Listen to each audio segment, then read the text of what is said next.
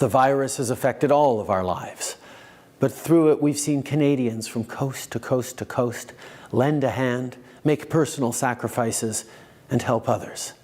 This is especially true for those working on the front lines of the pandemic. They are the everyday heroes who we cheered on and hung signs in our windows for. I've been active duty firefighter for 5 years, going on 6 this coming March. So as it stands right now, I'm currently suspended without pay. I'm not sure what I'm going to be doing to take care of my family, to do whatever I need to do to ensure that future is secure. Warning, censorship.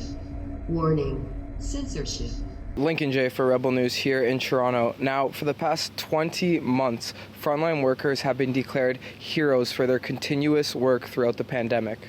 Those same heroes are now being put out of work for simply refusing to take the COVID-19 vaccine. I had the chance to speak with one of those frontline workers, Andrew Mason, a Toronto firefighter who has been placed on suspension without pay for not disclosing his vaccination status. Andrew has a family to provide for and bills to pay. He has worked without second thought through the entire pandemic and is now being left out to dry. Have a listen to Andrew's story. Well, I'm from Jamaica, moved to Canada in 2001. Went to high school on a Western Technical and Commercial School.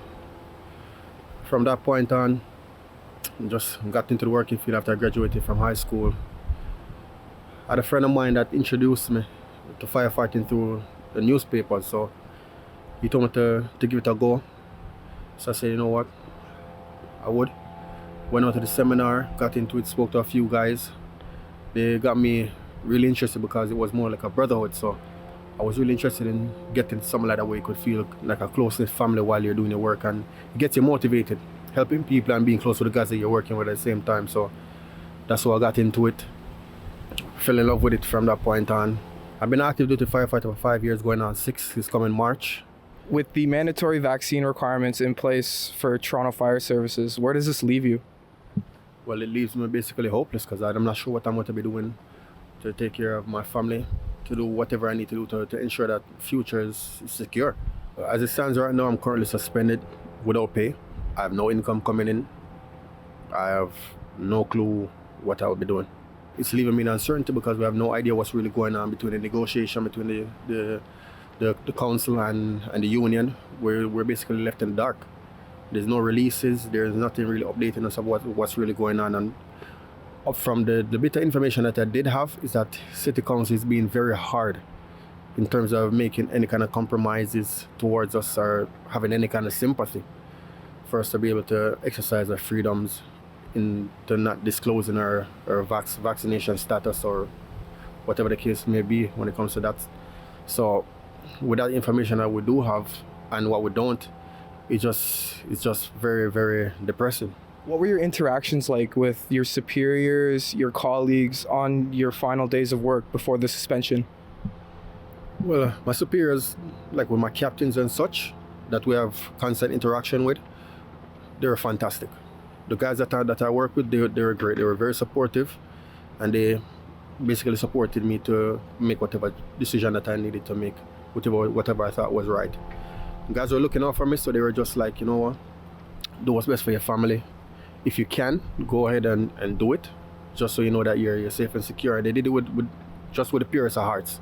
It wasn't like they were talking down to me or trying to force me to get it or looking at my side eye or any kind of way that was negative. It's just that you could see it that they were just looking out for me. So even with the decision that I've made, which is very tough, they've still been giving me phone calls, texts, and just saying that we support the decision. Wish you all the best, and if you need any help, that we'll be there for you. So I really appreciate my guys and my guys around the city, not the ones that I work with immediately, but the guys around the city that's been calling and showing support as well. There's a lot of people that would say, why don't you just get the jab? Is it really worth it for you to lose your job? Why not just get the vaccine? What's really going to happen to you? But it's different for you. Why is it important for you to stay true to your beliefs? Because I believe the last point of dominion that any man has is your physical being, right? If anything that passes beyond that, then you have no control. You have utterly no control over your life. You have no control of what goes inside your body. And I'm not willing to give that up, right? Right now they're looking to vaccinate kids from the ages of 5 to 11. What if I choose not to get my child vaccinated? What consequences are going to be like that decision now? If I can't even control what goes inside my body without facing severe consequences, because me losing my job is a very severe consequence. So I'm not willing to bend the knee to that. Since the beginning of the pandemic, firefighters, other frontline workers have been declared heroes. And now those same heroes, people like yourself, are going to be left out to dry without any work. How does this make you feel?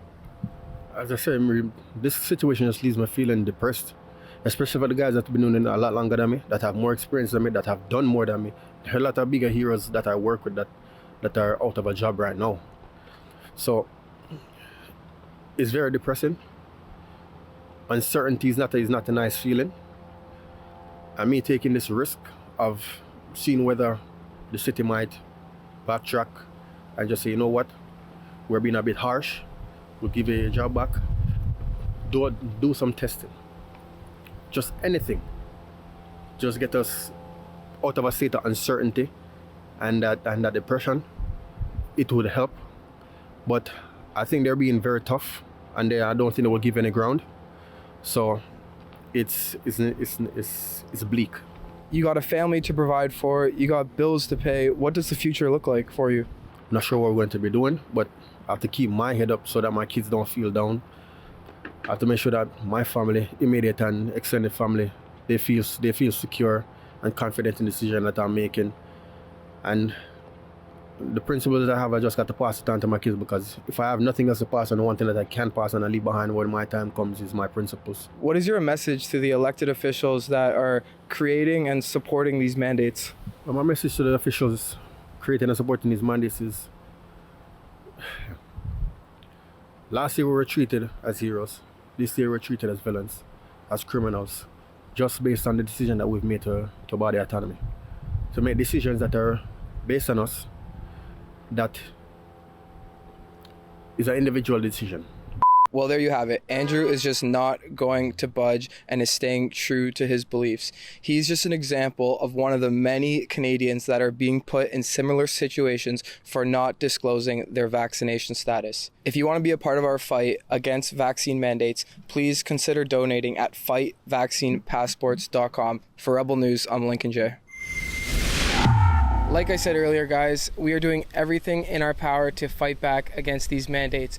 If you want to help Canadians all across the country who are being discriminated against because of their vaccination status, please consider donating at fightvaccinepassports.com.